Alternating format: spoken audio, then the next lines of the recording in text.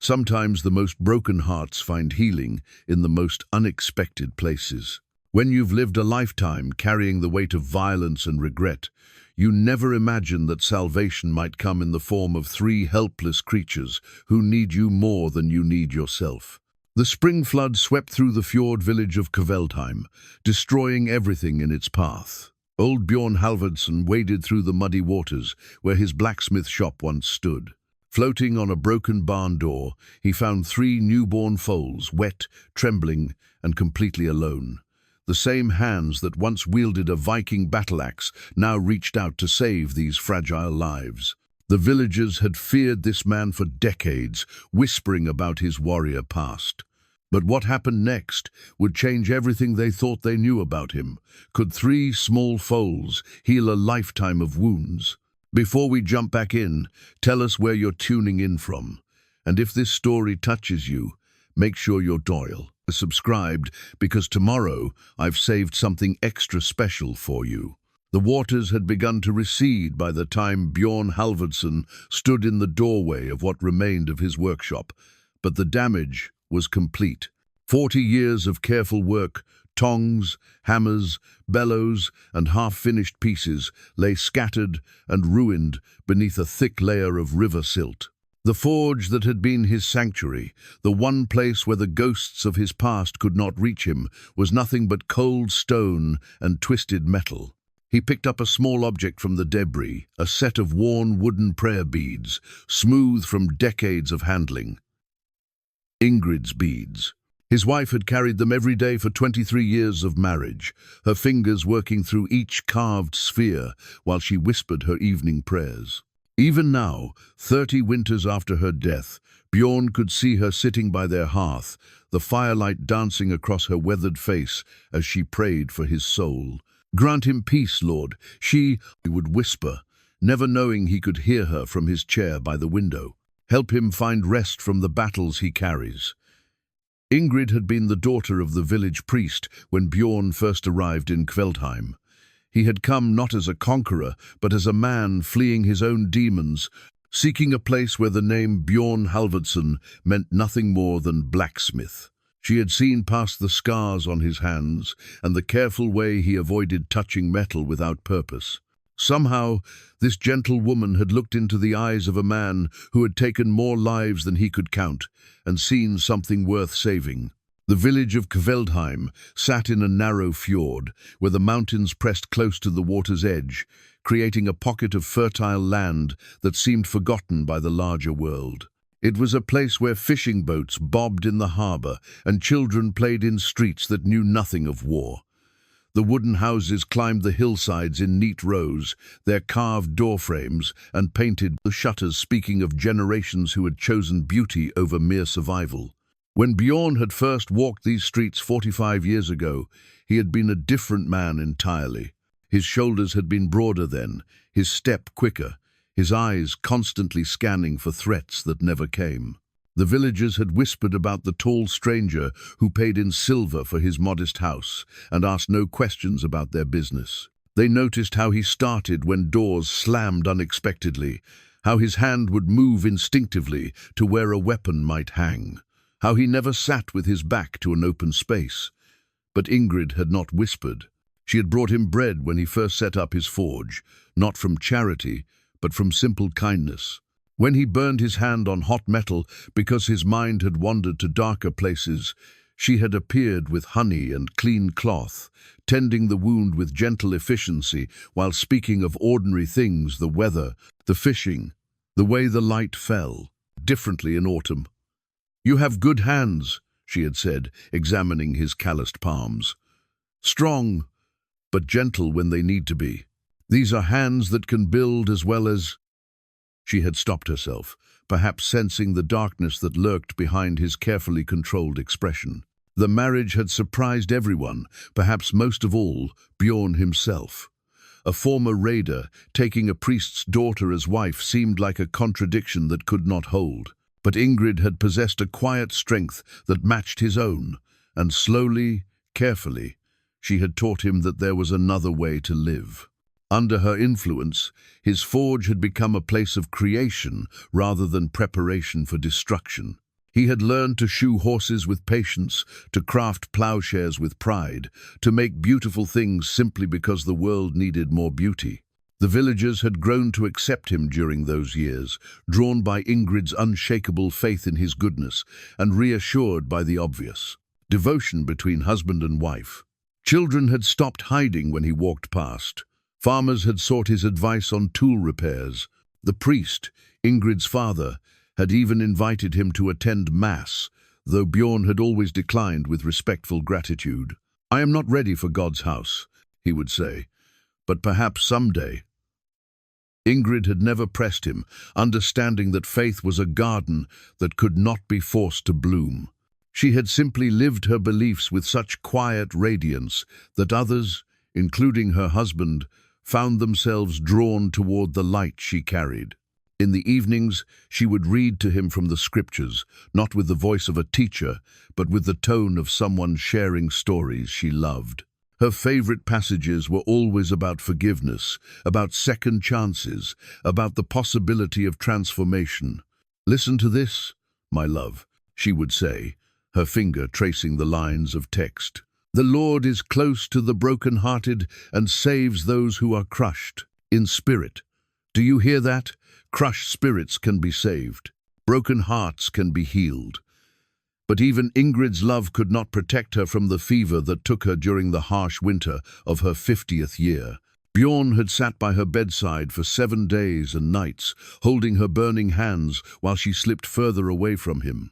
In her final moments, she had looked at him with eyes that held no fear, only gentle concern. "Promise me something," she had whispered, her voice barely audible above the wind that rattled their shutters. "Anything," he had replied, meaning it completely. "Promise me you won't let the darkness win. You are not the man you were. Bjorn, you are the man I married, the man who makes beautiful things with his hands, the man who would never hurt anyone again. Promise me you'll remember that." He had promised, but keeping that promise had proven harder than any battle he had ever fought. Without Ingrid's steadying presence, the ghosts had returned with vengeance. Every face he had seen in his final moments haunted his dreams. Every life he had taken seemed to demand an accounting he could not give. The forge, once a sanctuary, became a place where memories lurked in every shadow. The villagers, sensing his retreat into himself, had gradually pulled away as well. Not from malice, but from an understanding that grief had made him unreachable. They nodded politely when they passed him on the street, but no longer stopped to chat about their farming concerns or to commission special pieces for their homes. Children once again gave him a wide berth, perhaps sensing the sorrow that surrounded him like a visible cloud. Father Olaf, the current priest and son of Ingrid's father, made occasional attempts to draw Bjorn back into the community. He would stop by the forge with requests for church metalwork or invitations to participate in village celebrations. But Bjorn had learned to decline gracefully, offering his services when needed, but always maintaining the careful distance that kept his darkness from touching others. "Ingrid would not want you to live like this," Father Olaf had said during one of his visits, watching Bjorn work with mechanical precision on a simple horseshoe. "Ingrid is not here to see how I live," Bjorn had replied, not looking up from his work, "and perhaps that is a mercy." The priest had sighed but not pressed further. He understood, perhaps better than most, that some wounds required time to heal if they ever healed at all. Now, standing in the ruins of his workshop with Ingrid's prayer beads in his hand, Bjorn felt the weight of 30 years of solitude pressing down upon him. The flood had taken everything he had built, every tool he had crafted, every careful routine that had held his life together. At 70 years old, he felt ancient and tired, a relic from a violent age that the peaceful village of Kveldheim had no use for. He closed his fingers around the prayer beads and listened to the sound of his neighbors calling to each other as they assessed their own losses. Young Astrid from the house below was organizing the women to prepare food for the displaced families. Her voice carried clearly in the morning air as she directed efforts with the natural authority of someone born to lead. "Mrs. Eriksdottir, If you could gather what bedding you can spare, we'll set up the families in the community hall, she called. And Harold, check on the Jensen's boat if it's still seaworthy. We can use it to reach the families on the far side. Astrid was perhaps 25, with strong hands and intelligent brown eyes that missed nothing. She had been born in Kveldheim and married young to a trader who was often away on long journeys. While her husband travelled, she had become the unofficial coordinator for village concerns, the person others naturally turned to when problems needed solving. Bjorn had watched her grow from a fearless child who climbed trees, higher than the boys, to a woman who faced challenges with calm determination. She had always been polite to him, even after Ingrid's death, when others had begun to avoid him. When she encountered him on the street, she would nod respectfully and inquire about his health with genuine concern. But like the others, she had never pushed past the barriers he had carefully constructed around himself. The sound of horses approached from the direction of the upper village, and Bjorn looked up to see Magnus Ironhand riding toward the damaged area. Magnus was the village elder, a man of 73, who had earned his position through 6 decades of fair judgment and practical wisdom. He sat his horse with the easy grace of someone who had spent his life working with animals, his weathered face taking in the scope of the flood damage with practiced assessment. Behind Magnus rode his grandson, a boy of perhaps 15 who served as his messenger and assistant.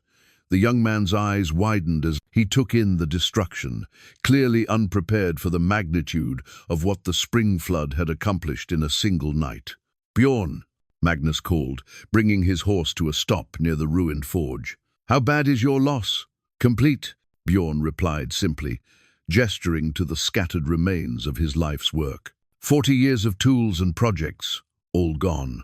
Magnus dismounted with the careful movements of age and walked closer to examine the damage. His expression was grave but not without sympathy. "The community will help rebuild what can be rebuilt," he said. "We'll organize work parties, pool resources. You're too valuable to this village to lose your craft entirely."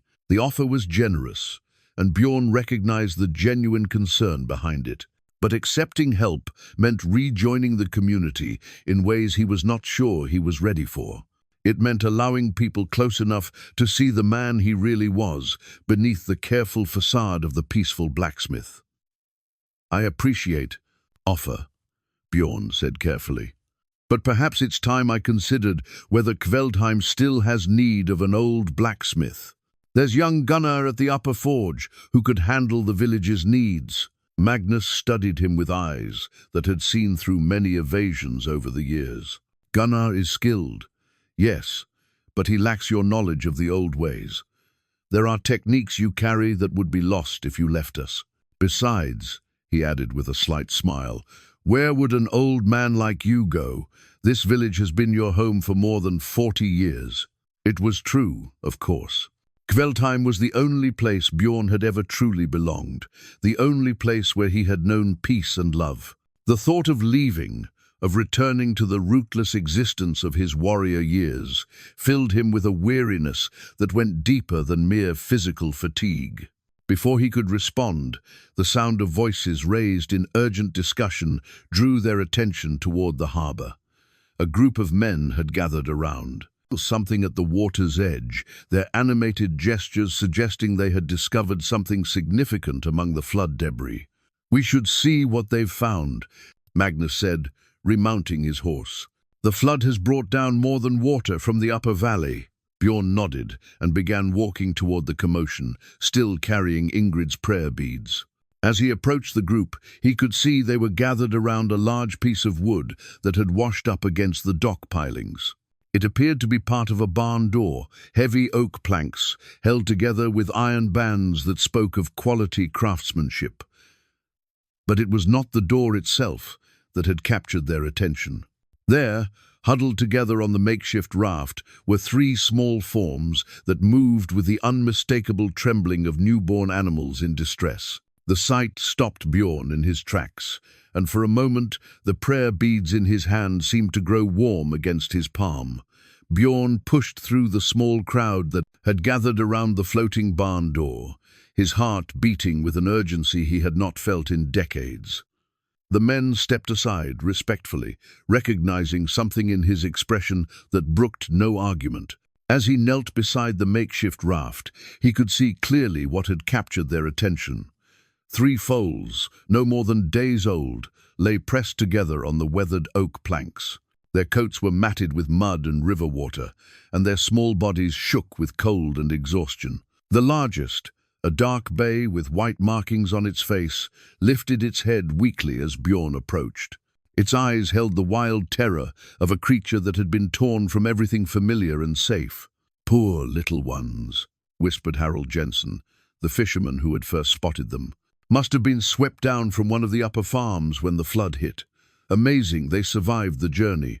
Bjorn reached out slowly, his calloused hand hovering inches from the bay foal's muzzle. The animal's nostrils flared as it caught his scent, and for a moment something passed between them, a recognition that went deeper than words. The foal did not pull away. "They're hypothermic," said Magnus, dismounting to examine the animals more closely, "and probably haven't eaten since the flood began. We need to get them warm and fed quickly, or we'll lose them." The practical words cut through the moment of connection, reminding everyone of the urgency of the situation. Bjorn found himself automatically assessing what would be needed: shelter from the wind, dry blankets, warm milk if they could find a nursing mare or goat. His hands, which had been gentle with Ingrid during her illness, remembered how to care for helpless creatures. "Whose animals are these?" asked young Gunnar, the apprentice blacksmith, who had been helping with the flood cleanup. "Someone up valley must be missing them." "The Eriksson farm," said Harold with certainty. "They breed horses up there, and I saw their barn roof floating past my house around midnight. These little ones must have been in the stable when the water hit." A murmur went through the gathered men as they processed this information. The Eriksson farm was a day's ride up the valley, and the family was well known for their fine horses. If these foals had indeed come from there, they represented significant value, both monetary and emotional. "We should send word up the valley," suggested Magnus. "Let them know their animals survived." "If any of the family survived," Harold added grimly, "that flood was the worst I've seen in 50 years. Came down like the world was ending." Bjorn had been listening to the discussion while continuing to study the foals, but his attention was focused on their immediate needs rather than questions of ownership. The smallest of the 3, a filly with a coat the color of new copper, had not lifted her head since he arrived. Her breathing was shallow and rapid, and her eyes remained closed, despite the voices and movement around her. "This one's in trouble," he said quietly, reaching out to touch the filly's neck. Her skin felt cold and clammy beneath his palm, and he could feel the frantic beating of her heart. "She needs help now, not later." The bay foal, as if sensing his attention to its companion, struggled to its feet on unsteady legs. It stood protectively over the smaller filly, its dark eyes never leaving Bjorn's face. The third foal, a sturdy grey colt, attempted to follow suit but collapsed back onto the wooden planks with a soft thud. "They need shelter and warmth," Bjorn continued, his voice taking on the quiet authority of someone accustomed to making life and death decisions. "And they need it immediately." "The community hall is already full of flood refugees," said Astrid, who had approached the group during the discussion. "But we could clear space in someone's barn."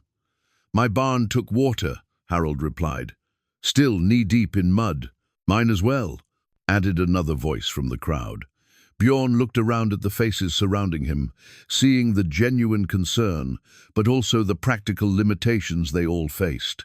Every family was dealing with their own flood damage, their own losses and immediate needs.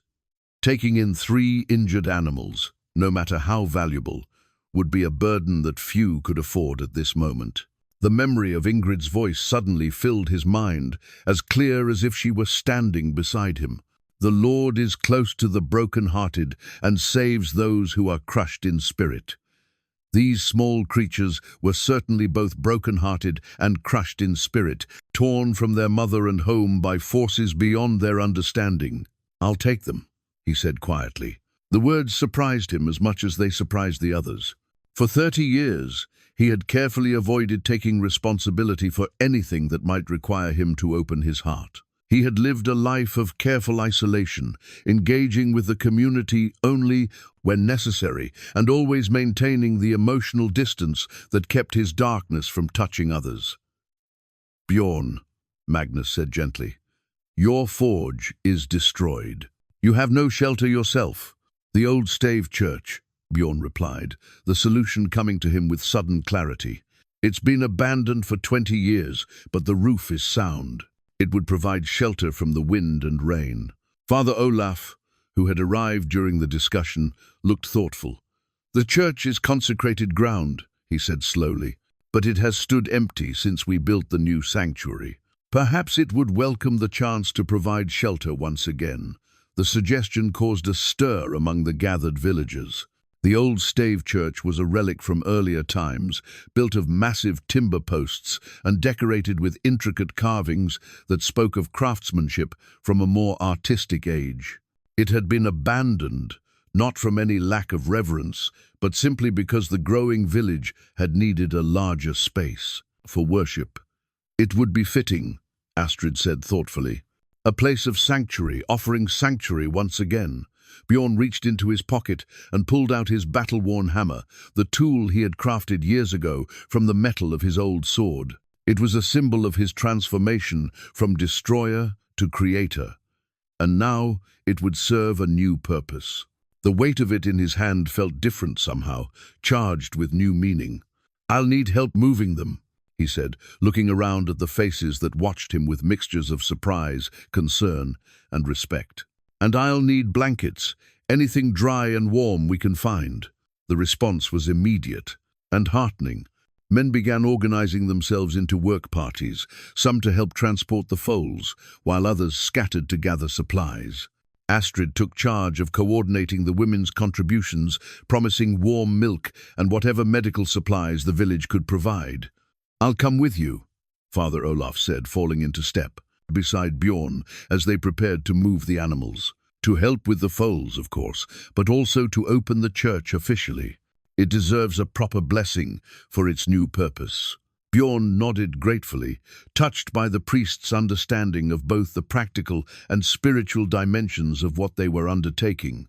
As the men carefully lifted the foals from the barn door, wrapping them in whatever dry cloth they could find, he felt something shifting inside himself, a loosening of the careful control he had maintained for so many years. The bay foal, still the strongest of the three, allowed itself to be lifted without struggle, though its eyes remained alert and wary. The grey colt was cooperative but weak, its head lolling against Harold's shoulder as they carried it toward the hillside path that led to the old church. But the copper filly required the most delicate handling, her breathing so shallow that Bjorn found himself checking constantly to ensure she was still alive. As they made their way up the winding path, more villagers joined the procession. Children ran ahead to clear obstacles from the way, while their mothers carried supplies and their fathers provided additional hands for the careful transport. What had begun as a simple rescue was becoming something larger, a community effort that drew people together in common purpose. The old stave church stood in a grove of ancient pine trees, its dark wooden walls rising majestically against the backdrop of snow-capped mountains.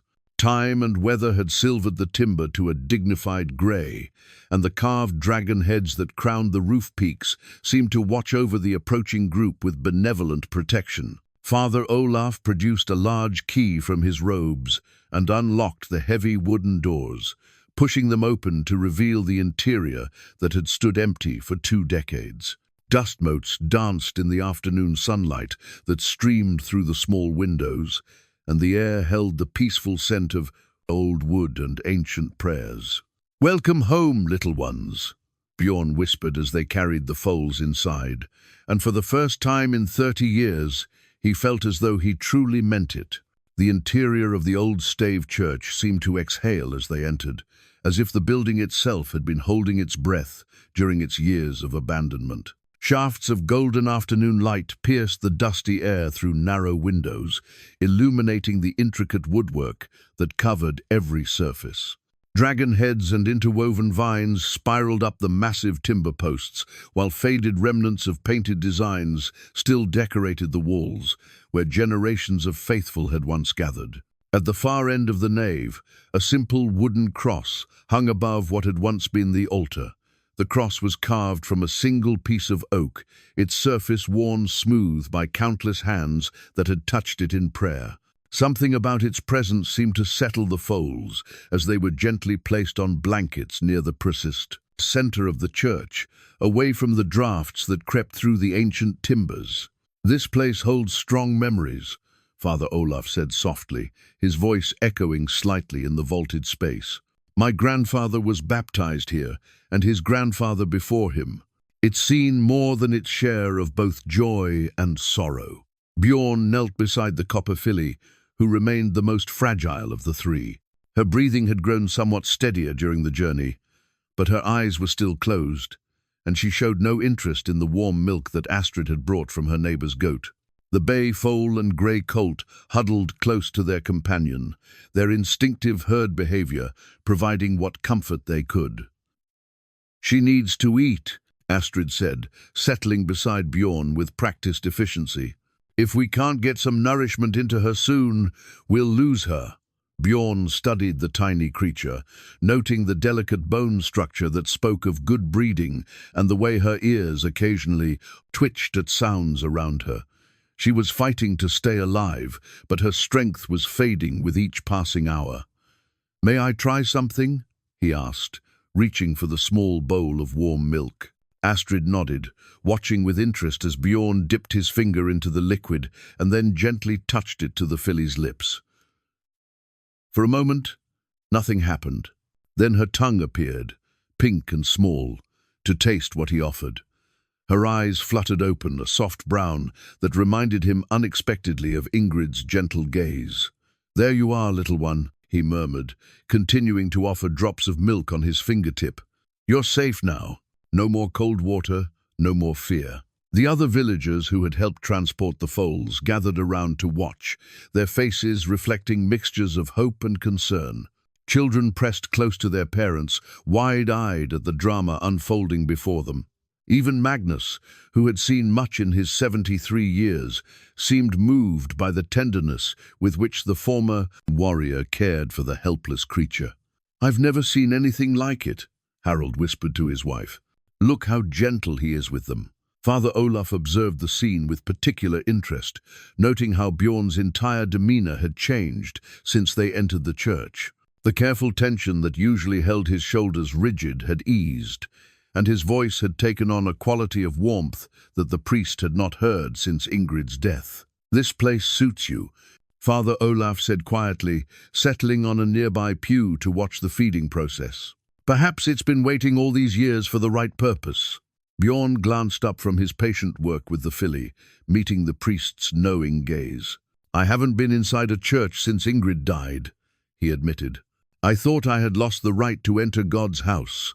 "God's house is always open to those who seek healing," Father Olaf replied, "for themselves or for others."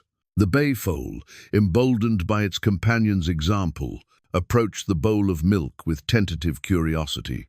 Astrid offered it, her finger dipped in the warm liquid, and after a moment's hesitation, the young animal began to nurse eagerly. The grey colt followed soon after, and within minutes, all three foals were taking nourishment with increasing enthusiasm. "They're going to make it," Astrid said with satisfaction, settling back on her heels to watch the feeding. "It was touch and go for a while, but they're fighters." As the foals fed, Bjorn became aware of whispered conversations among the other villagers. Some had begun to drift away as the immediate crisis passed, but others lingered, seemingly reluctant to leave this unexpected scene of renewal taking place in their abandoned church. "My grandmother always said this place had special power," said old Mrs. Eriksdottir, her weathered hands clasped before her as she watched the animals. She claimed it was built on ground that had been sacred long before the Christians came. "Pagan nonsense," snorted her son, but without real conviction. There was something about the atmosphere in the church that made such dismissals feel hollow. Young Gunnar, who had been quietly observing from near the doorway, stepped forward with obvious hesitation. "Master Bjorn," he said, using the formal address despite their previous casual relationship, "would you like me to bring your personal belongings here? What survived the flood, I mean." The offer was generous, and Bjorn recognized the respect behind it. But it also forced him to confront the reality of his situation. His house, like his forge, had been badly damaged by the flood. He would need shelter himself, and the logical choice would be to accept the community's offer of temporary housing until repairs could be made. But looking around at the peaceful interior of the church, feeling the way the Foals had settled into contentment in this sacred space, he found himself considering an alternative that would have seemed impossible just hours earlier.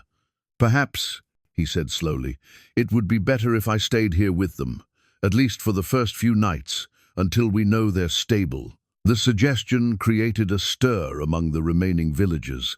Some looked scandalized at the idea of someone taking up residence in a church, even an abandoned one. Others seemed to understand the practical wisdom of having someone present to monitor the animal's recovery. Father Olaf considered the proposal with the careful thought it deserved.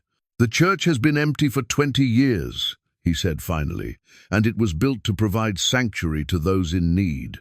I can think of no better use for it than sheltering both these innocent creatures and the man who has dedicated himself to their care."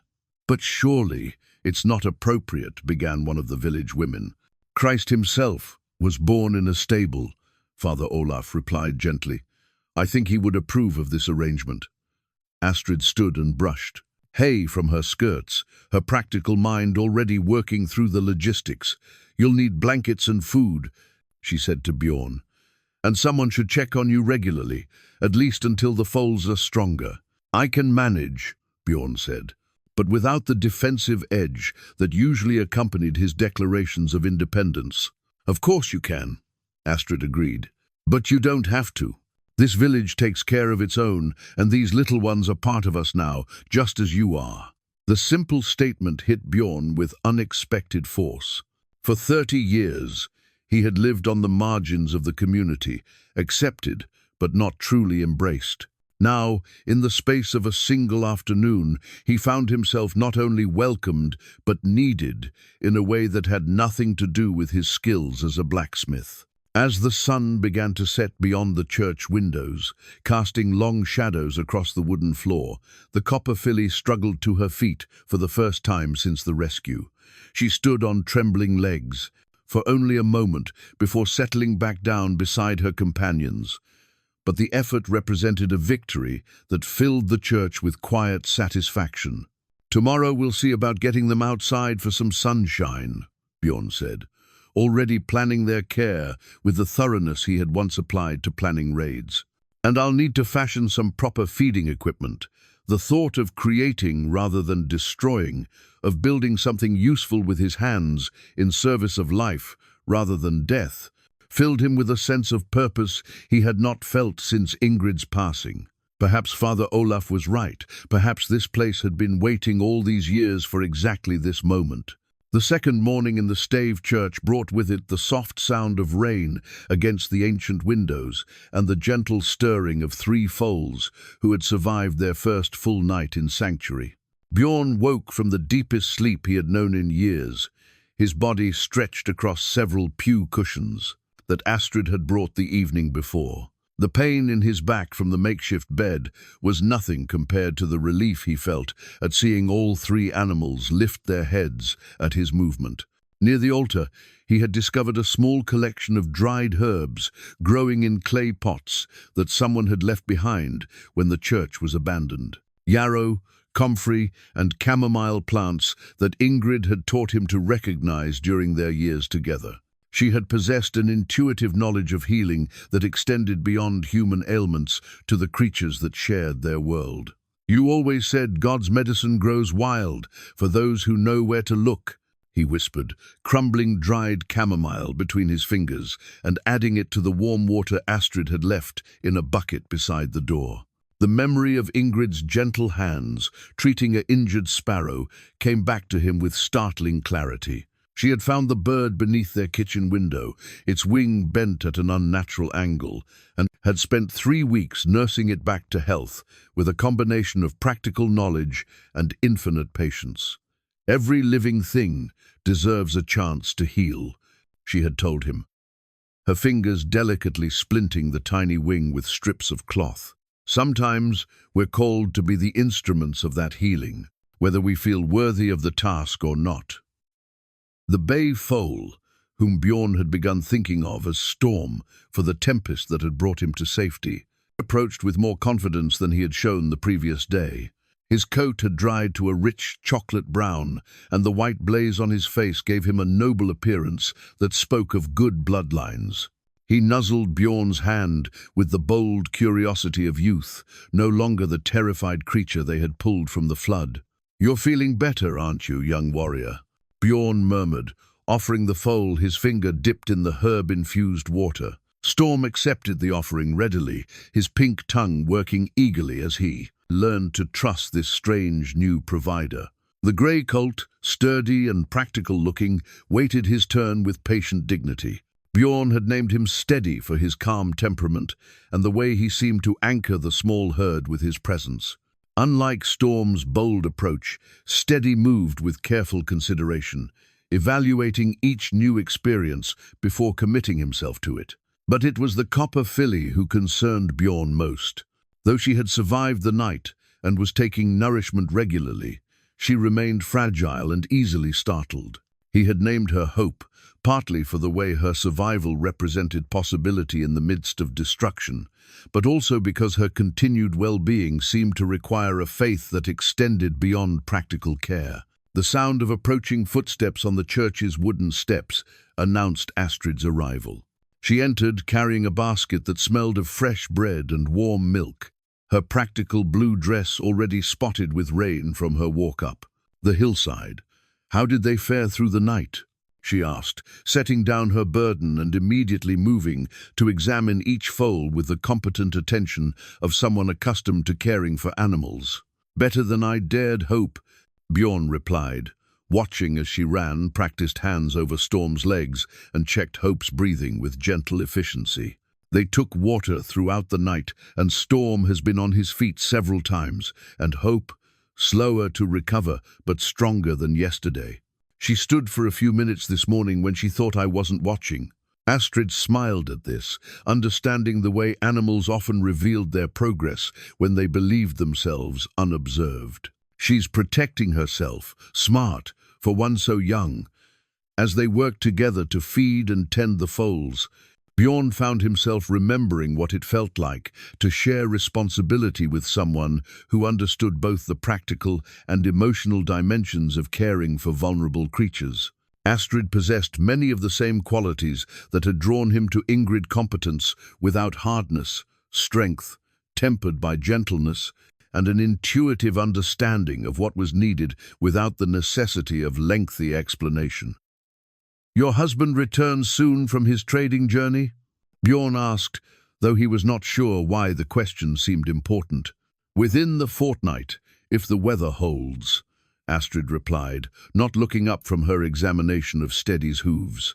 "He'll be surprised to find half the village underwater and his wife spending her days in an abandoned church." There was something in her tone that suggested the surprise might not be entirely welcome, and Bjorn felt a familiar tension begin to build in his shoulders.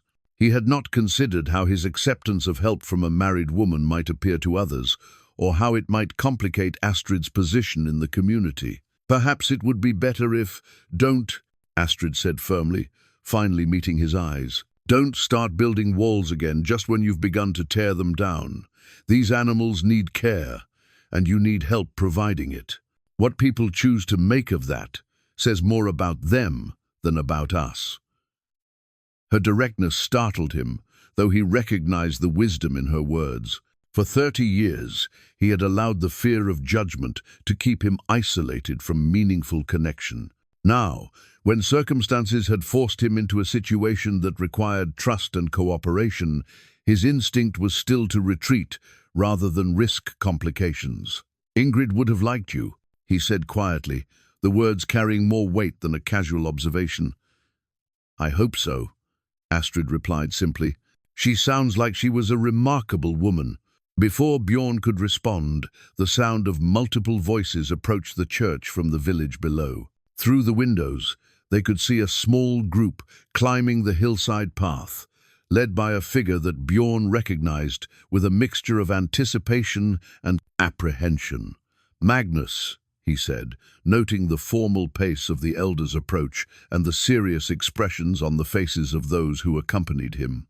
"And half the village council," Astrid observed, straightening her shoulders in preparation for whatever confrontation was approaching. "This should be interesting." The Foals, sensing the change in atmosphere, moved closer together near the altar. Hope pressed herself against Storm's larger frame, while Steady positioned himself protectively between his companions and the door. Their instinctive response to potential threat reminded Bjorn that, despite their youth and recent trauma, these were prey animals whose survival depended on their ability to recognize danger.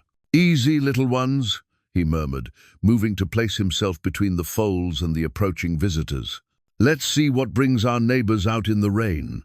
Magnus knocked formally on the church door before entering, a courtesy that acknowledged both the sacred nature of the space and the unconventional circumstances of its current use. Behind him came Father Olaf, young Gunnar, Harold the fisherman, and several other men whose presence suggested this was more than a casual visit. "Bjorn," Magnus said, removing his hat as he entered the church, "we need to talk."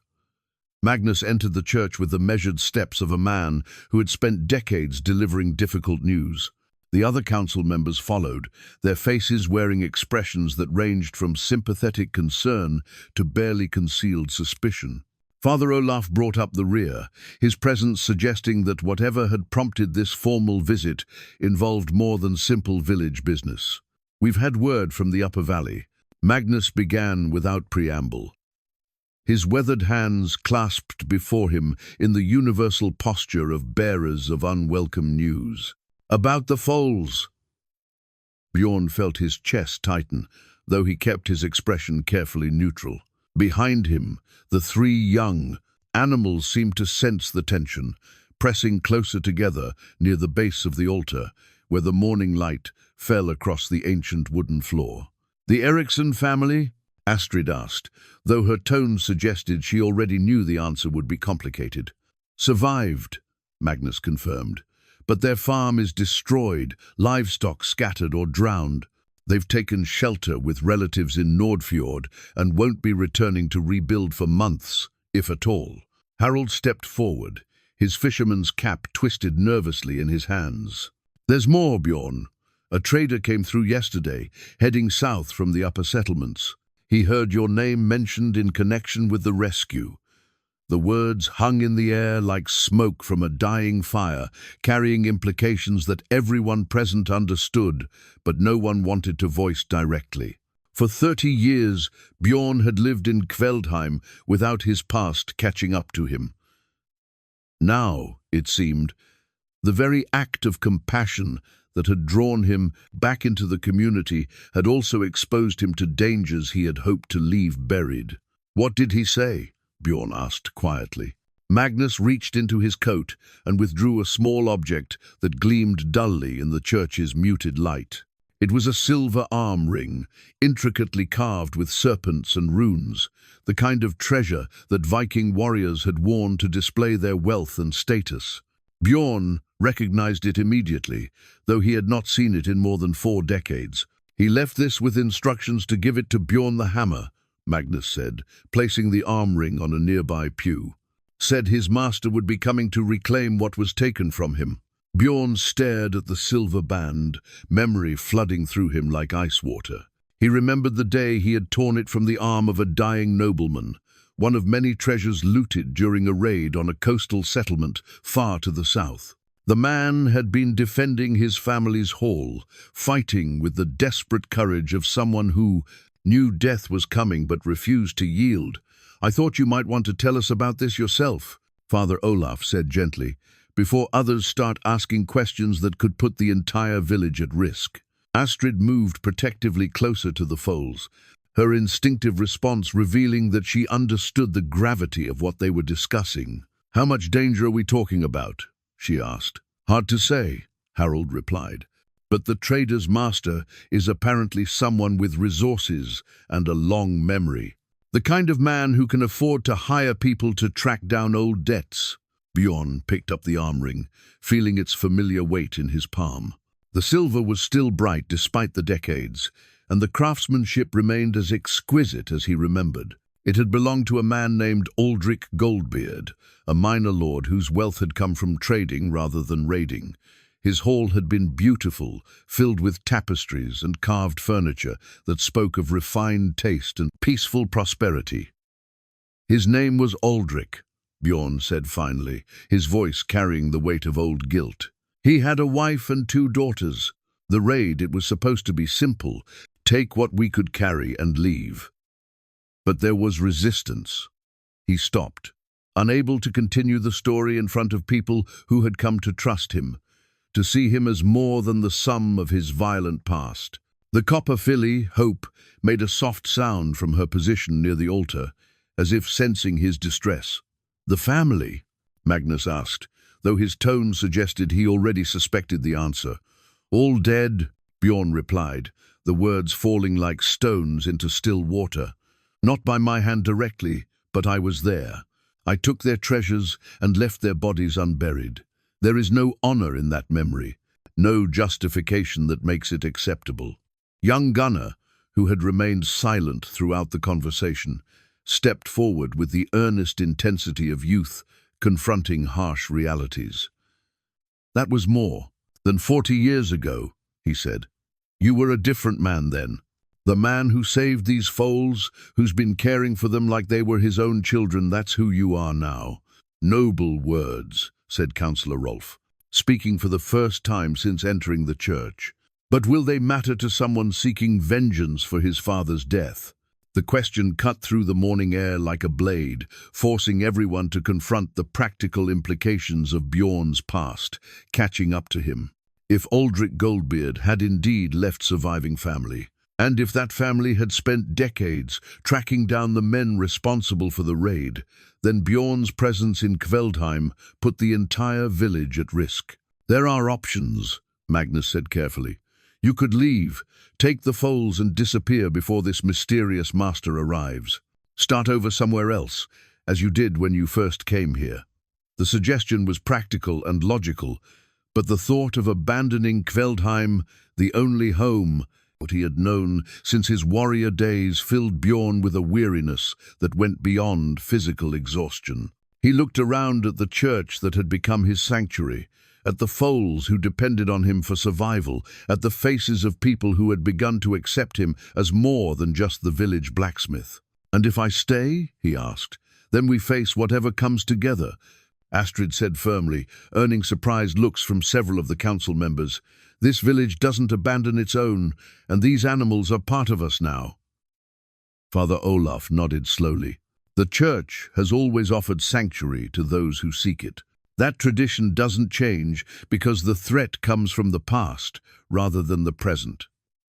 Bjorn felt the silver arm ring growing warm in his palm, as if the metal itself carried the heat of old anger and unresolved grief. He thought of Ingrid's voice reading scripture by their evening fire, her favorite passages about forgiveness and redemption. She had believed that no one was beyond saving, that even the most broken spirits could find healing if they were willing to face their failures honestly. "I won't run," he said finally, "but I won't let my past bring harm to innocent people either. If this man wants justice for his father's death, then let him come. But it ends with me."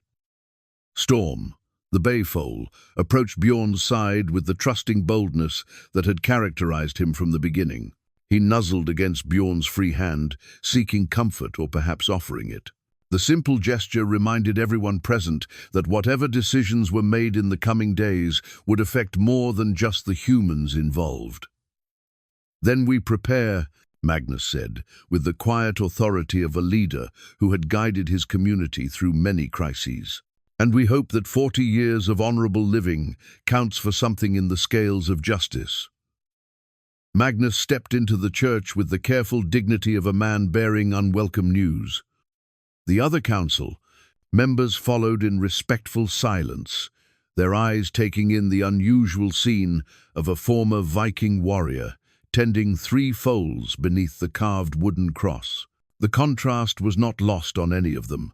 The man they had whispered about in fearful tones for decades was now kneeling beside helpless creatures with infinite gentleness. "There's been word from the upper valley," Magnus said without preamble, his weathered hands turning his hat in a nervous gesture. "A trader came through this morning with news about the flood damage." Bjorn felt a familiar tightness in his chest, the instinctive response to information that might threaten the fragile peace he had found. Beside him, Astrid continued her work with the foals, but he could sense her attention, focusing sharply on the conversation. "The Eriksson family?" she asked, voicing the question that hung in the air. "Safe," Magnus replied, and Bjorn felt some of the tension leave his shoulders. "Their house sits on higher ground, and they managed to reach it before the worst of the flooding, but their barn and most of their livestock were lost." Harold stepped forward, his expression troubled. "Including the mare that foaled these 3 just days before the flood hit. She was swept away, trying to reach them when the water rose." The news hit Bjorn with unexpected force. These orphaned creatures had lost not only their home, but their mother in the chaos that brought them to his care. The thought of the mare's desperate attempt to save her babies, only to be overwhelmed by forces beyond her control, stirred memories he had spent years trying to suppress.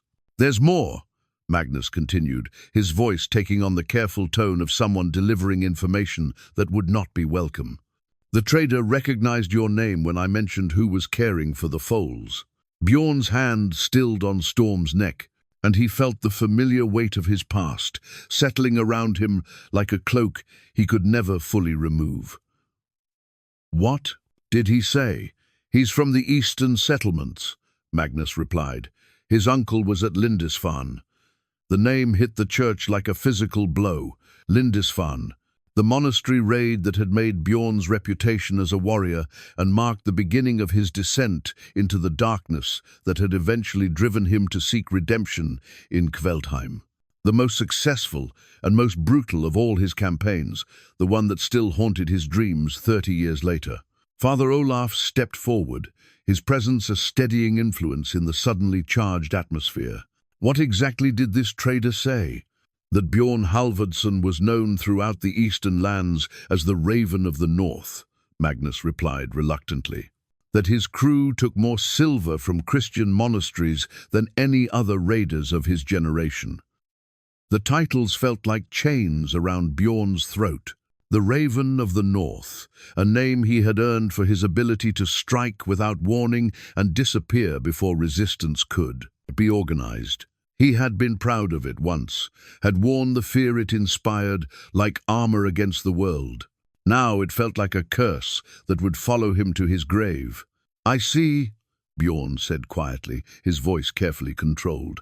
"And what does the village council propose to do with this information?" Young Gunnar, who had been silent until now, spoke up with the passion of youth. "Some people are saying we shouldn't trust you with valuable animals. That a man who raided churches might steal horses just as easily." "Gunnar," Magnus warned, but the damage was done. Astrid rose to her feet with the fluid grace of controlled anger, her eyes flashing as she faced the group of men. "How dare you come into this sacred place and speak such accusations? Look around you. Look at what this man has accomplished in just 2 days." She gestured toward the foals, who had indeed transformed from the bedraggled, dying creatures they had rescued to alert, healthy animals who moved with increasing confidence. Storm stood protectively near Hope, while Steady watched the human drama with intelligent eyes that seemed to understand more than mere animals should. "These little ones were dying when we found them," Astrid continued, her voice rising with conviction. "Bjorn has fed them every few hours, slept on hard pew cushions to stay close to them, and shown them more gentle care than many people show their own children.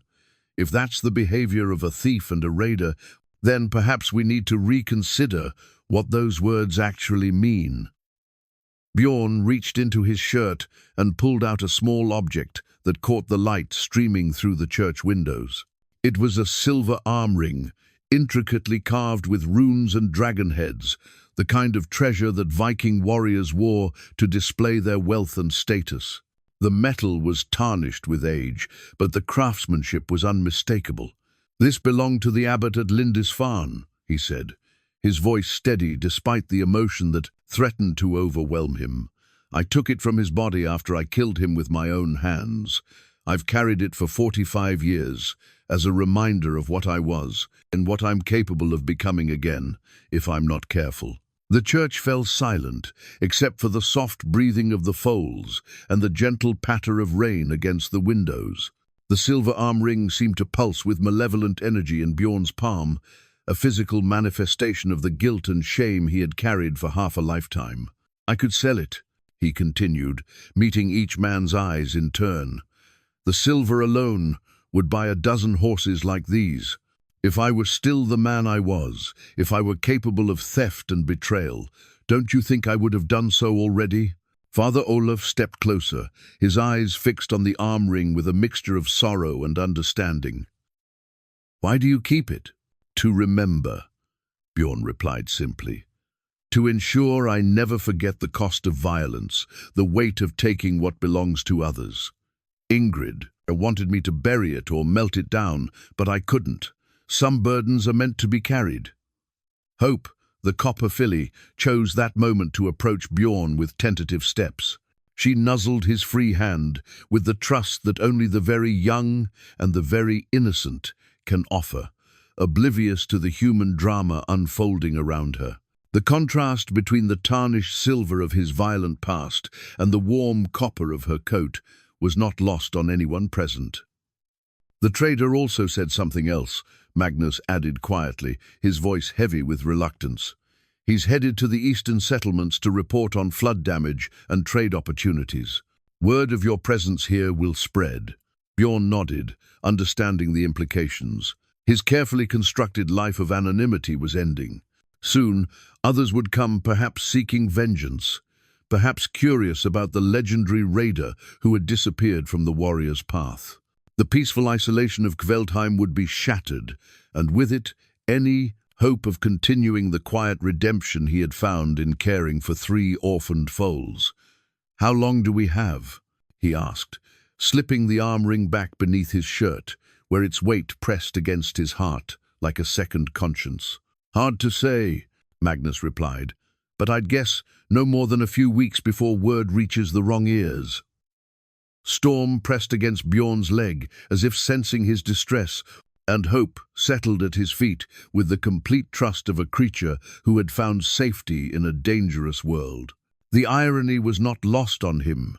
Just as he had learned to love again, just as he had found a purpose that brought him peace, the past was returning to reclaim him. The days following the council's visit passed with the kind of tense anticipation that settles over a community when storm clouds gather on the horizon. Word of Bjorn's past had spread through Kveldheim with the inevitable speed of village gossip, creating divisions that had not existed before. Some families openly questioned whether harboring a man with such a violent history was worth the risk to their children's safety. Others, led by Astrid's quiet determination and Father Olaf's steady support, argued that judging a man solely by actions taken 40 years ago ignored the decades of peaceful service that had followed. In the stave church, Bjorn found himself caring for more than just 3 recovering foals. He had also become the custodian of a delicate wooden comb that had belonged to Ingrid, discovered among the few possessions salvaged from his flood-damaged home. The comb was carved from birchwood, its teeth worn smooth by years of use, and its handle decorated with simple flowers that spoke of beauty found in everyday things. Each evening, as he settled the foals for the night, Bjorn would run his fingers over the comb's familiar surface and remember Ingrid sitting by their window, working the tangles from her long hair while humming old songs her mother had taught her. She had possessed the rare ability to find grace in simple moments, to transform routine tasks into expressions of contentment and peace. You would know what to do, he whispered to her memory, watching Hope the copper filly take her tentative steps around the church's nave. You always saw the path forward when I could only see the walls closing in.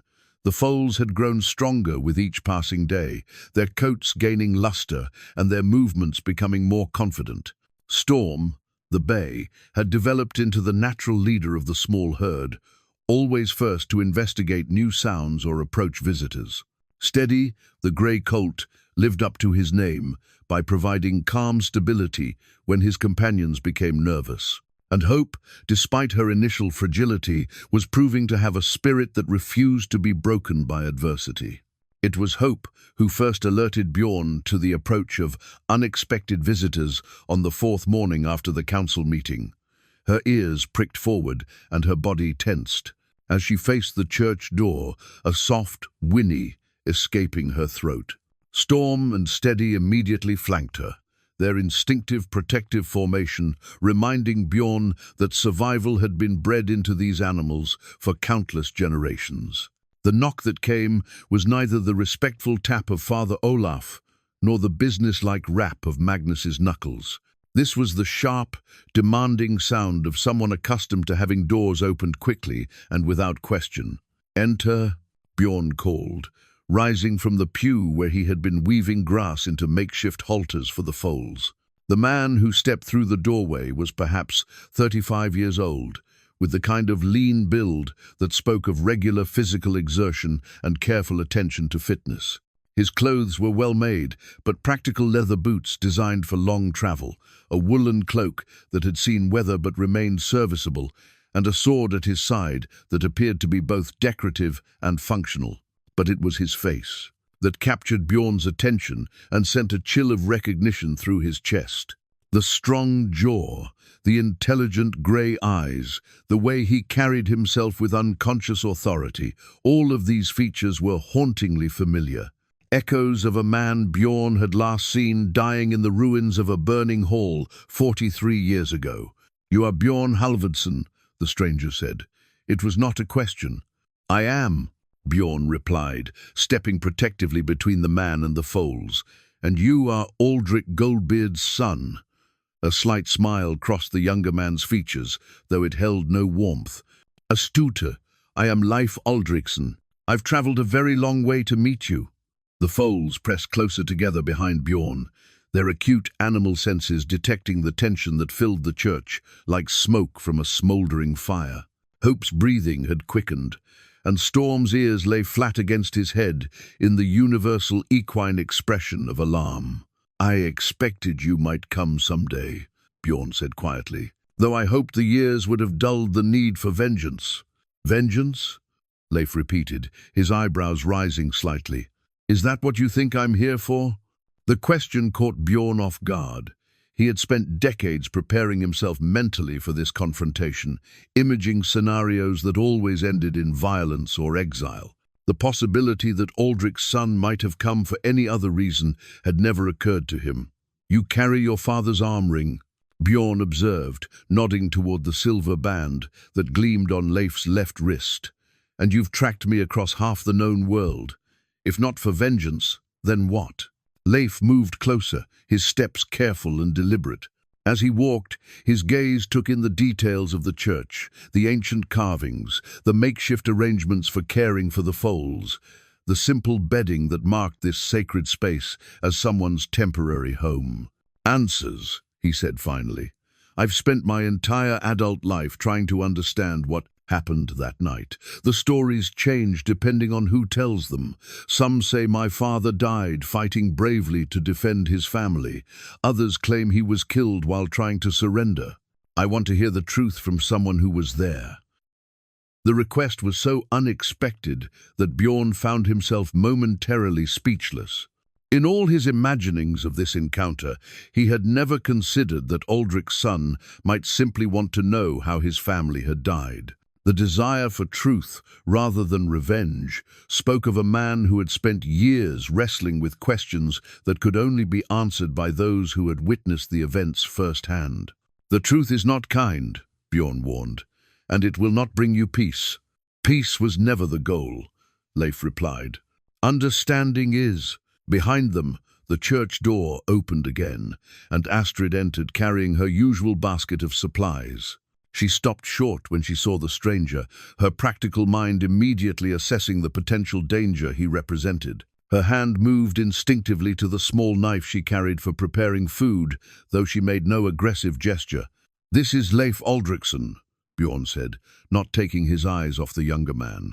"Son of a man I wronged many years ago."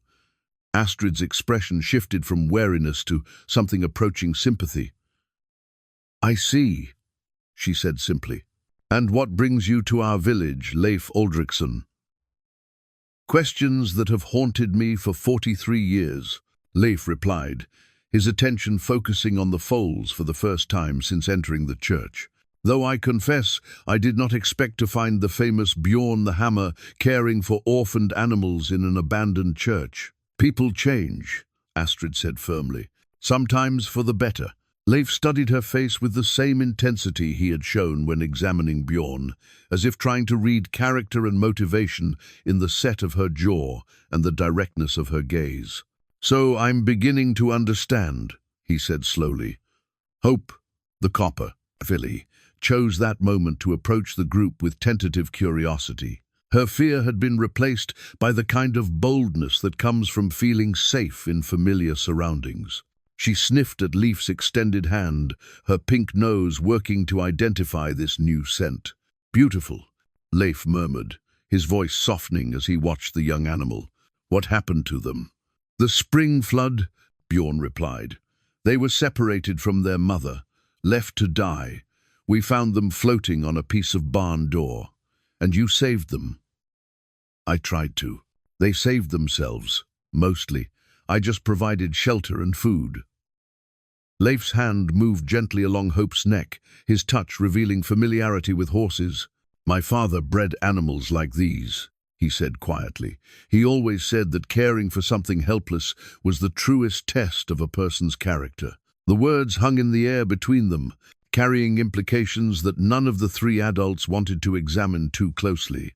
In the filtered light of the church, surrounded by the innocent presence of the Foals, the carefully maintained anger of 4 decades seemed to lose some of its sharp edges. The silence that followed Leif's words stretched like a taut bowstring, heavy with unspoken implications and the weight of decades-old grief. Bjorn watched the younger man's face as he continued to stroke Hope's neck, seeing something in his expression that had not been there moments before, a softening that spoke of memories being rekindled by the simple act of touching a horse. "Tell me about that night," Leif said quietly, his voice barely audible above the soft sounds of the foals moving restlessly in their makeshift stalls. "Tell me how my family died." Bjorn felt his throat constrict as the carefully buried memories began to surface. He reached into his shirt and withdrew a small object that he had carried for more than 4 decades, a fragment of a painted shield, no larger than his palm, depicting a golden bear on a field of green. It was a piece of Aldrich Goldbeard's personal heraldry, broken from the shield that had failed to protect him in his final moments. "I kept this," Bjorn said, holding the fragment so that Leif could see the familiar design. "Not as a trophy, but as a reminder of what I had become, what I never wanted to be again." Leif's intake of breath was sharp and immediate. His hand stilled on Hope's neck as he stared at the painted wood that had once belonged to his father's war gear. How long have you carried that?" "Since the night your father died. Since the night I realized that taking a life, even in the heat of battle, leaves a mark on the soul that never fully heals." Astrid moved quietly to the far side of the church, understanding that this conversation needed to happen, but wanting to remain close enough to intervene if necessary. The Foals, sensing the emotional undercurrents flowing between the two men, gathered near the altar where the afternoon light fell through the ancient windows. "The raid was not supposed to touch your family's hall," Bjorn began, his voice taking on the flat, emotionless tone of someone recounting facts too painful for embellishment. "We had intelligence that suggested your father was away on a trading voyage. The plan was simple: take what we could from the outbuildings and leave before anyone knew we had been there.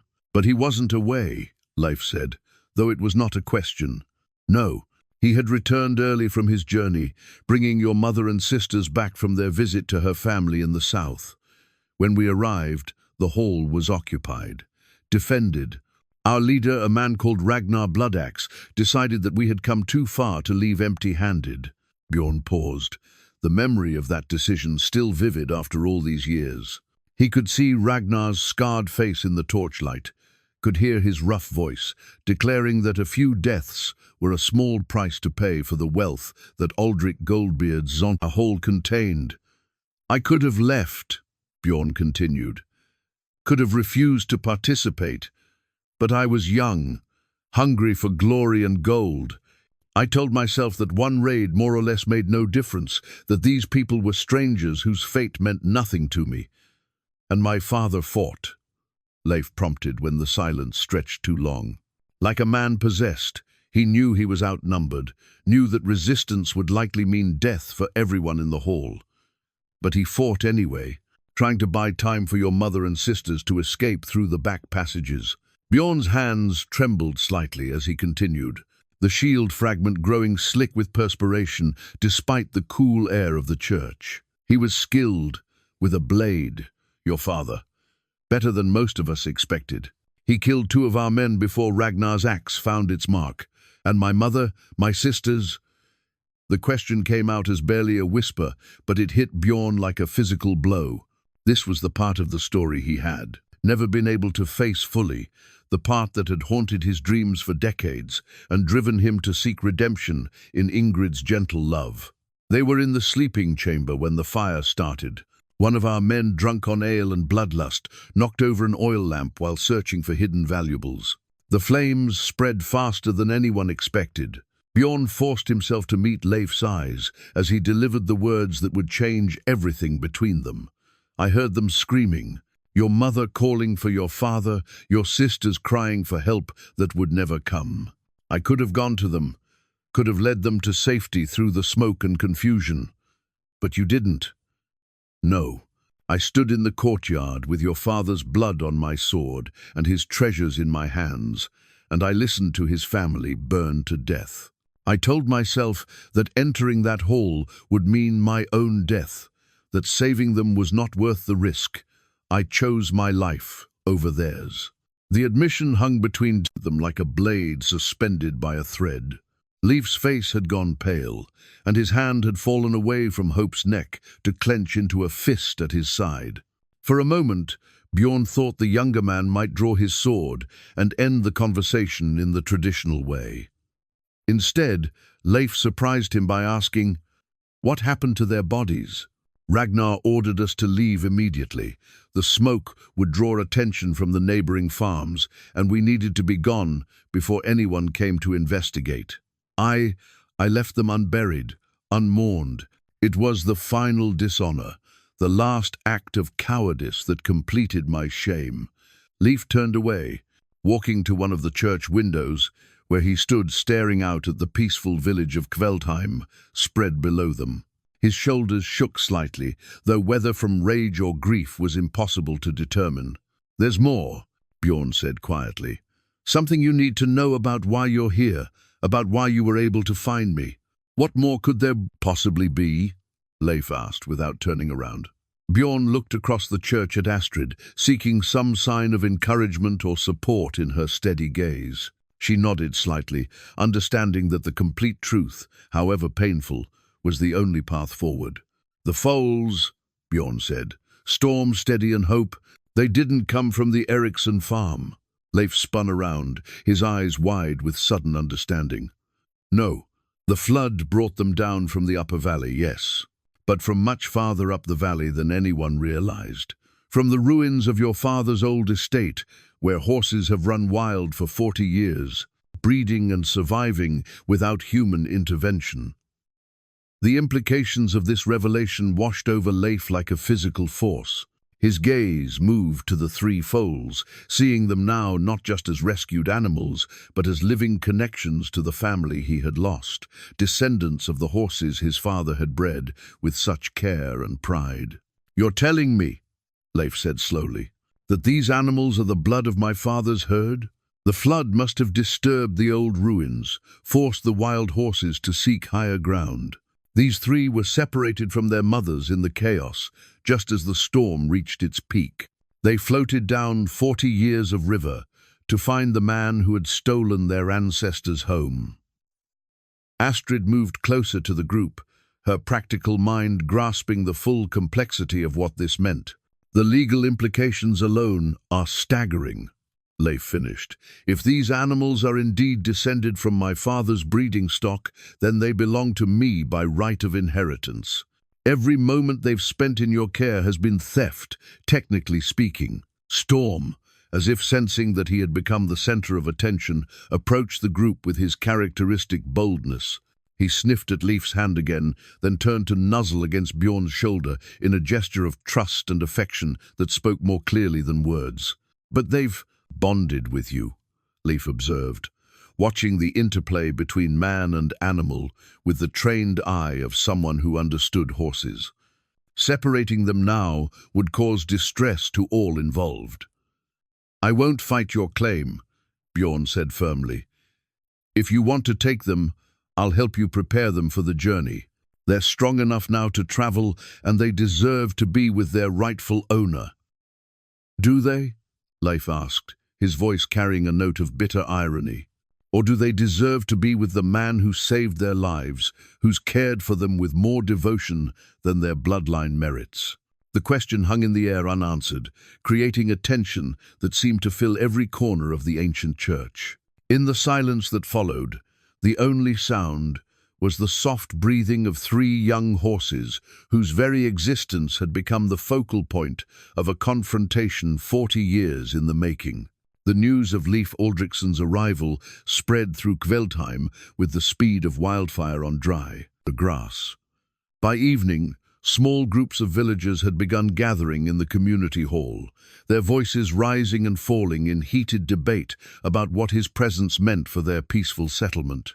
Some argued that Bjorn should be turned over immediately to face whatever justice Leif demanded. Others, led by Astrid's impassioned defense and Father Olaf's measured wisdom, insisted that 40 years of honorable living had earned him the right to a fair hearing. In the stave church, an uneasy truce had settled over the unlikely gathering. Leif had accepted Bjorn's invitation to spend the night in the sanctuary, partly from practical necessity, but also from a desire to understand the man who had shaped the course of his entire life.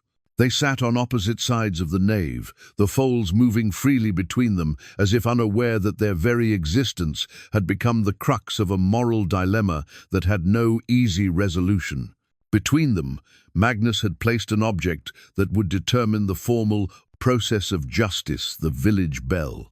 A bronze artifact that had called the community together for important decisions since the founding of Kveldheim more than a century ago.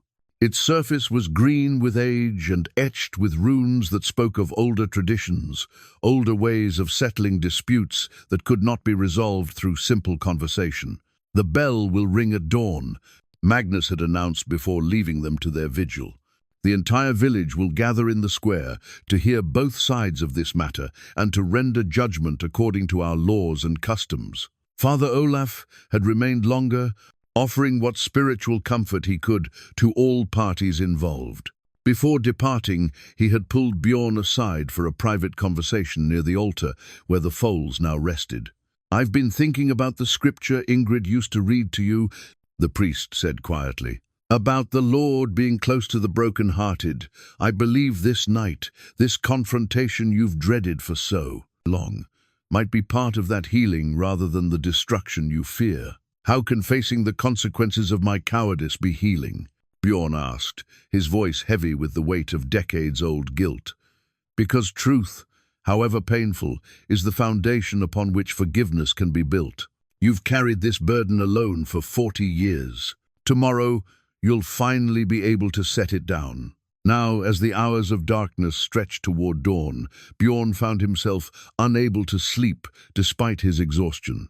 He sat watching the foals, marveling at how they had grown and changed in the short time since their rescue. Storm had developed the confident bearing of a natural leader, while Steady's calm presence provided stability for the small herd. But it was Hope who captured his attention most completely. The fragile copper filly, who had nearly died in those first desperate hours, had become the heart of their unlikely family. Across the church, Leif maintained his own sleepless vigil, occasionally rising to pace the length of the nave or to study the ancient carvings that decorated the walls. His presence had transformed the peaceful sanctuary into something more complex, a place where past and present collided with enough force to reshape both. "Tell me about your life here," Leif said suddenly, breaking the silence that had stretched between them for more than an hour. "About the woman you married, the peace you found." Bjorn was surprised by the request, though he recognized the hunger behind it. For 40 years, Leif had known his father's killer only as a violent abstraction, a source of nightmares and unanswered questions. Learning about Bjorn's transformation into a peaceful blacksmith complicated the simple narrative of justice that had driven him across half the known world. "Ingrid saw something in me that I didn't know existed," Bjorn began, his voice soft enough not to disturb the sleeping foals. "She looked past the blood on my hands and the darkness in my heart to find whatever small spark of goodness might still remain." He told Leif about the early years of his marriage, the careful process by which Ingrid had taught him to find purpose in creation rather than destruction. He described the satisfaction of crafting tools that helped farmers feed their families, of shoeing horses that carried children safely to market, of creating beautiful objects simply because the world needed more beauty. "She made me want to be worthy of her love," Bjorn continued. "Every day, I tried to become the man she believed I could be, rather than the man I had been. And after she died, I lost my way for a while. The darkness came back, stronger than before. But the habits of peace, the routines of ordinary life, they held me together until I could find my footing again." Leif absorbed this information with the intensity of someone solving a puzzle that had confused him for decades. "The villagers trust you," he observed. "I saw it in their faces when they spoke about you. That kind of respect isn't easily earned." "Trust is built one small choice at a time," Bjorn replied. "One honest transaction, one reliable service, one moment when you choose kindness over convenience. After 40 years, those small choices add up to something that looks like redemption. But do they balance the scales?" Leif asked, his voice carrying the weight of a question he had wrestled with throughout his adult life. "Can decades of good works truly compensate for a few hours of evil?" It was the question that lay at the heart of everything, the moral calculus that would determine not just Bjorn's fate, but the kind of community Kveldheim chose to be. Bjorn had no answer that would satisfy the hunger for justice he saw in Leif's eyes, but he could offer the only truth he knew. "I don't know," he said honestly. "I've spent 40 years trying to find out, trying to earn the right to live with what I've done.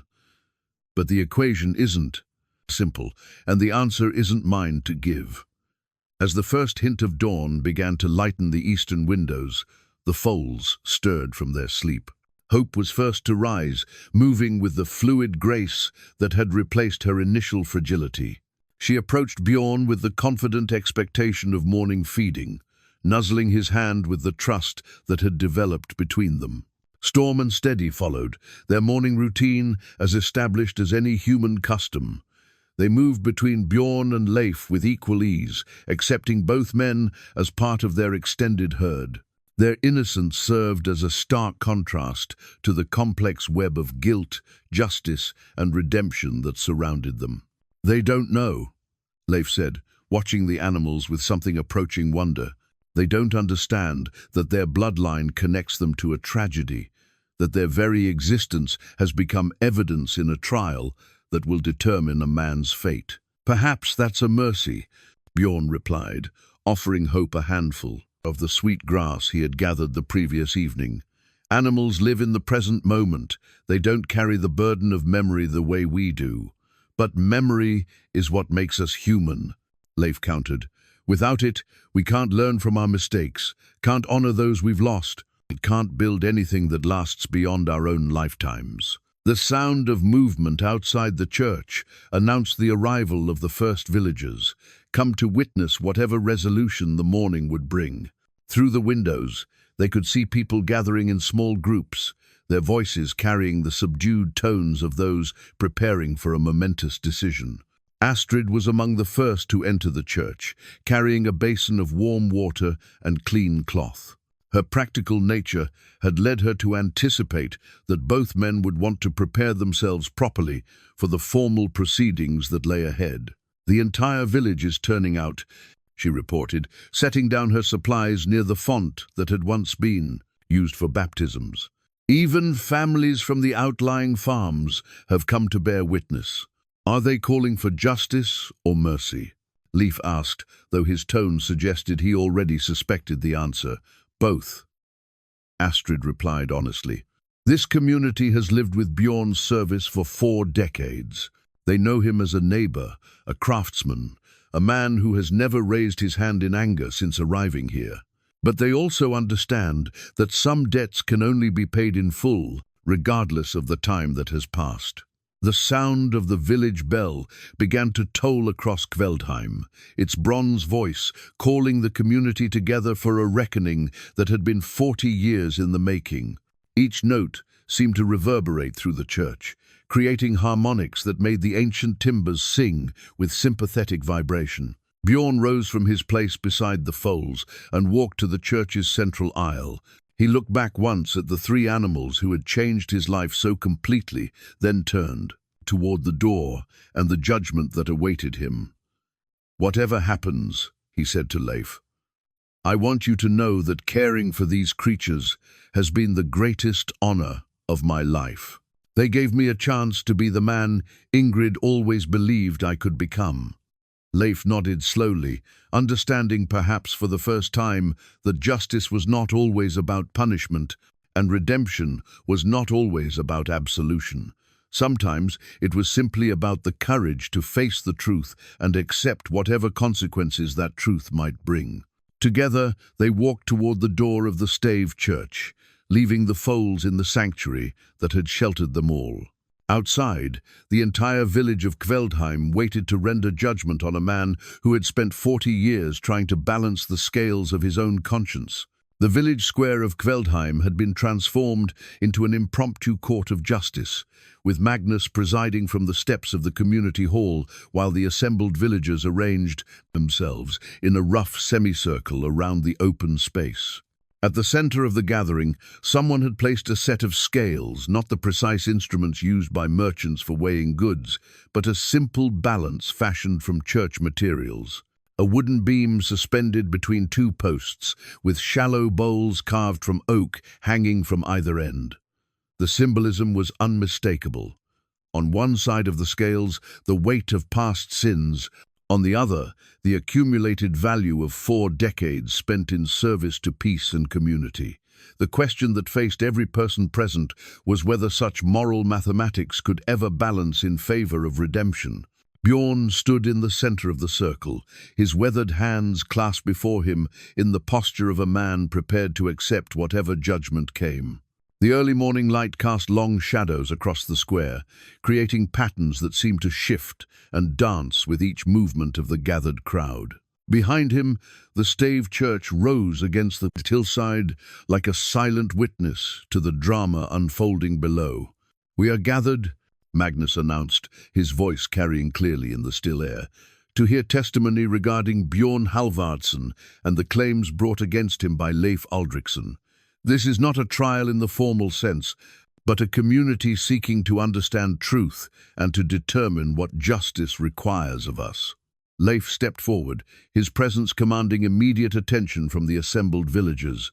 Many had heard descriptions of Aldrich Goldbeard's son, but seeing him in person, tall, composed, carrying himself with the dignity of someone born to authority, gave substance to stories that had seemed almost mythical in their telling.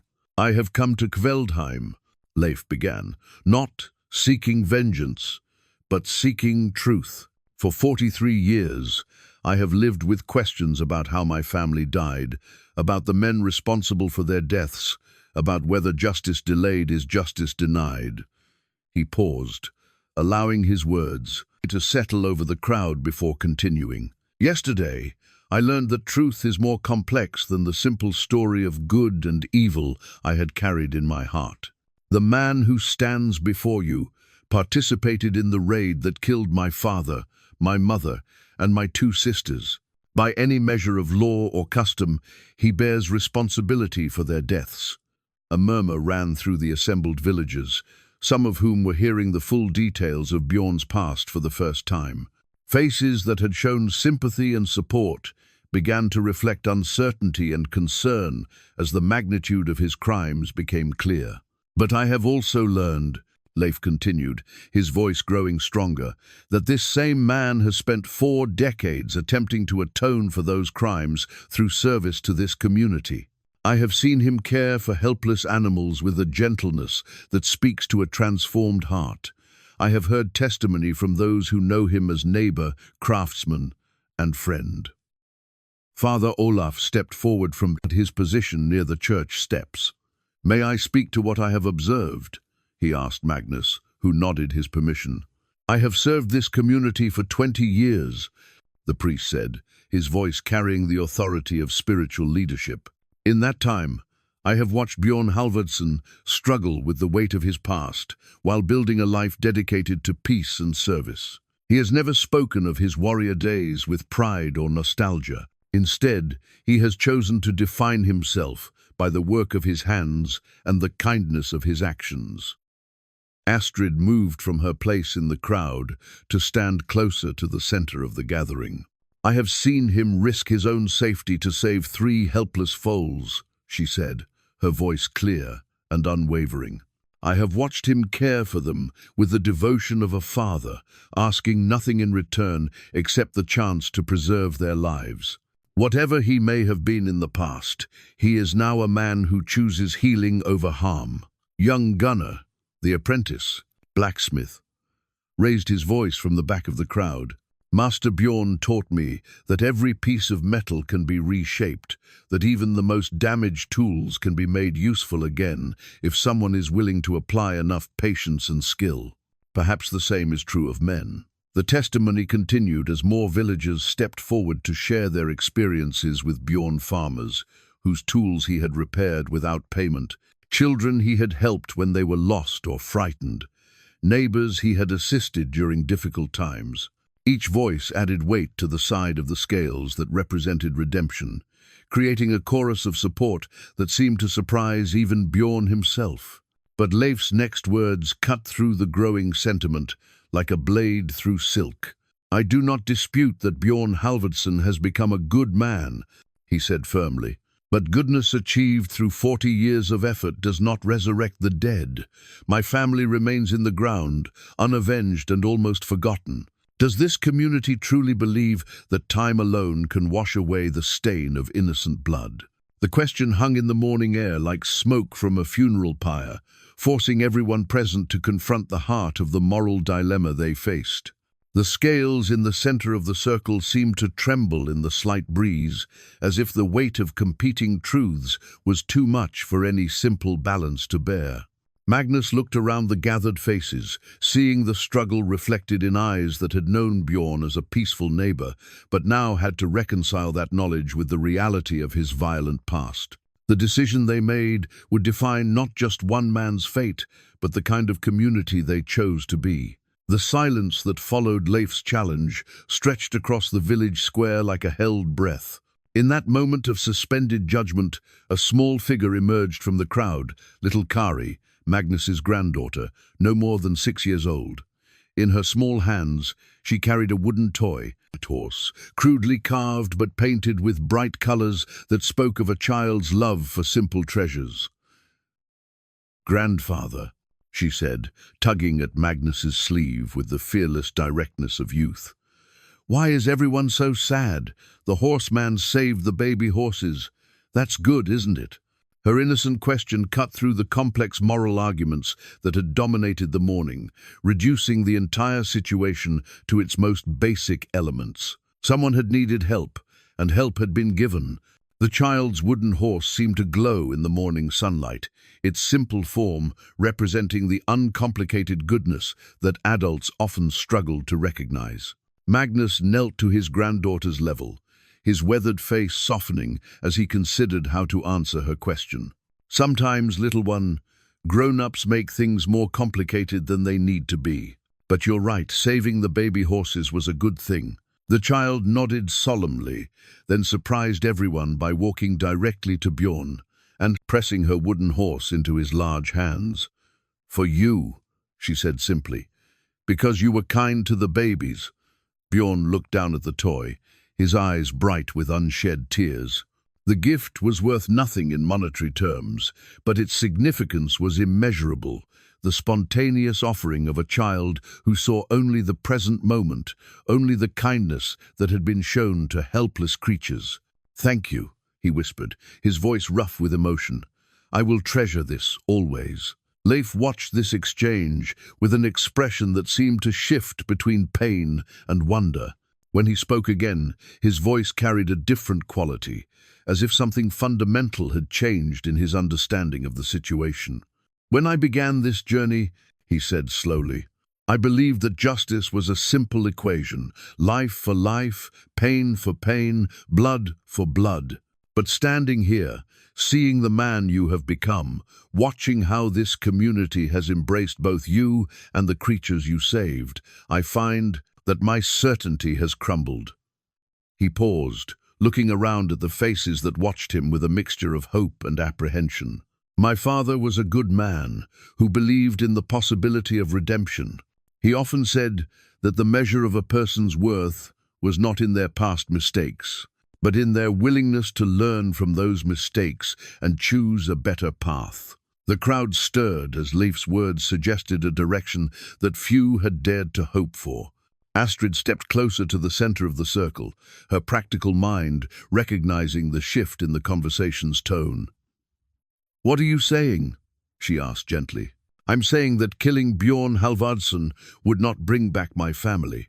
It would not undo the suffering they experienced or restore the life they should have lived. It would simply add another death to a tally that is already too long." Leif turned to face Bjorn directly, his grey eyes reflecting decades of pain that was finally beginning to transform into something approaching peace. "But neither can I simply forgive and forget, as if their deaths meant nothing. There must be acknowledgement, there must be consequence, there must be some form of justice that honors their memory." "What do you propose?" Magnus asked, his voice carrying the authority of a leader ready to help his community navigate this unprecedented situation. "A different kind of payment," Leif replied. "The Foals, Storm, Steady, and Hope are the last living connection to my father's bloodline, to the life he built before it was destroyed. By right of inheritance, they belong to me." A gasp went through the crowd as people realized what this meant. Taking the Foals would be a blow more devastating to Bjorn than any physical punishment, separating him from the creatures that had become his path to redemption. "But," Leif continued, raising his hand to forestall any protests, "I have no desire to care for them myself. Instead, I propose that they remain here, in this village, as a living memorial to those who died. Bjorn will continue to care for them, but not as their owner, as their guardian, holding them in trust for the community and for the memory of those they represent." The proposal was so unexpected, so elegantly balanced between justice and mercy, that it took several moments for its full implications to be understood. Bjorn would keep the foals he loved, but he would do so, bearing the constant reminder of the lives his past actions had cost. The animals would serve as a bridge between past and present, between guilt and redemption. "And in return?" Magnus asked, though his tone suggested he already suspected the answer. "In return, this village accepts responsibility for ensuring that this story is not forgotten." that the names of Aldrich Goldbeard, his wife Thora, and their daughters Sigrid and Astrid, Leif's voice caught slightly as he spoke the familiar names, are remembered with honor, that their deaths serve as a reminder of the cost of violence and the value of choosing peace. Father Olaf stepped forward, his face reflecting the profound wisdom of someone who understood that true justice often looked different from simple vengeance. "This is a solution worthy of Solomon," he said quietly. "It honors both the dead and the living, both justice and mercy."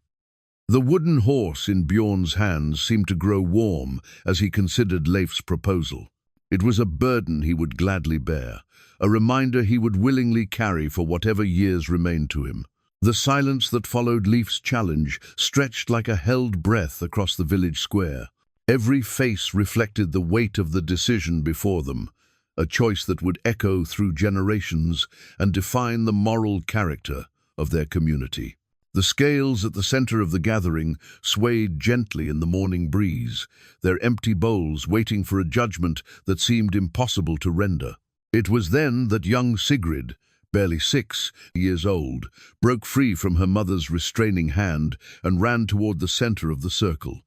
In her small fist, she clutched a simple wooden horse, a toy that Bjorn had carved for her the previous winter when she had been confined to bed with fever. The horse was roughly made, its proportions more enthusiastic than accurate, but it had been crafted with obvious care and given freely to bring comfort to a sick child. "Master Bjorn made this for me," Sigrid announced with the fearless directness of childhood, holding up the wooden horse for everyone to see. "He said it would help me dream of running through meadows instead of lying in bed feeling poorly." Her mother, embarrassed by the interruption, moved to retrieve her daughter, but Magnus gestured for her to wait. Something about the child's innocent intervention had shifted the atmosphere in the square, creating a moment of clarity that adult reasoning had been unable to achieve. "And did it help?" Magnus asked gently, crouching down to Sigrid's level. "Oh yes," she replied seriously. "And when I got better, Master Bjorn taught me how horses think, how they remember kindness and forget cruelty if you give them enough time and patience." Leif stared at the small wooden horse in the child's hands, seeing in its simple form an echo of the animals his father had bred with such devotion. The irony was not lost on him. Here was another example of Bjorn's transformation, another piece of evidence for the scales of justice to weigh. But it was what happened next that truly changed the tenor of the gathering. From the direction of the stave church came the sound of approaching hoofbeats, not the heavy rhythm of adult horses, but the lighter, more irregular pattern of young animals learning to run. The crowd turned to see Storm, Steady, and Hope galloping down the hillside path with the exuberant energy of creatures who had finally regained their full strength. The foals burst into the square like a living embodiment of joy, their copper, bay, and grey coats gleaming in the morning sun. They moved as a coordinated herd, but their destination was unmistakable. They ran straight to Bjorn, surrounding him with the kind of trust and affection that could not be feigned or forced. Storm nuzzled Bjorn's shoulder, while Steady pressed against his side. Hope, the most fragile of the three, rested her small head against his chest, directly over his heart. The sight of the powerful former warrior, surrounded by 3 young horses who clearly adored him, created a tableau that spoke more eloquently than any testimony could. "They chose to come here," Astrid observed quietly. "No one led them down from the church. They came because they wanted to be with him." Leif approached the group slowly, his eyes fixed on the foals who represented the living legacy of his father's life's work. As he drew near, Hope lifted her head to look at him with large, intelligent eyes that seemed to hold no fear, only curiosity about this new person who carried familiar scents. "She knows you," Bjorn said softly. "Somehow, she recognizes something in you that connects to her bloodline." Leif extended his hand cautiously, and Hope sniffed delicately at his fingers before allowing him to stroke her neck. The contact seemed to affect him profoundly, as if touching this living connection to his father had shifted something fundamental in his understanding of the situation. "My father always said," Leif began slowly, his voice thick with emotion, "that horses were the truest judges of character. They couldn't be fooled by words or appearances, they responded only to what they sensed in a person's heart." He looked around the circle of faces, watching him, seeing expectation and hope mingled with fear and uncertainty. The decision he made in the next few moments would determine not just Bjorn's fate, but the direction of his own life and the kind of man he chose to become. "These animals," he continued, gesturing to the foals who stood calmly between him and Bjorn, "are all that remains of my father's herd. By rights of blood and inheritance, they belong to me. I could claim them and demand that Bjorn face punishment for his crimes against my family." The crowd held its collective breath, understanding that they were witnessing a moment of profound moral choice. Even the foals seemed to sense the gravity of the situation, standing motionless as if awaiting judgment themselves. "But justice is not always about claiming what belongs to you," Leif said finally, his voice growing stronger with conviction. "Sometimes it's about recognizing what belongs where it can do the most good. These animals have found their home with a man who has proven himself worthy of their trust. Taking them from him would serve no purpose except to cause suffering to innocent creatures." He turned to face Magnus and the assembled villagers directly. "I formally relinquish any claim to these foals. They belong with Bjorn Halvardsson, who saved their lives and earned their love through his care." The declaration sent a ripple of surprise and relief through the gathering, but Leif was not finished. "As for the debt of blood between us," he continued, "I choose to consider it paid in full through 40 years of service to peace and through the preservation of life that continues even now." Young Sigrid, still clutching her wooden horse, ran to Leif and tugged on his cloak. "Does this mean the foals get to stay?" she asked, with the directness that only children possess.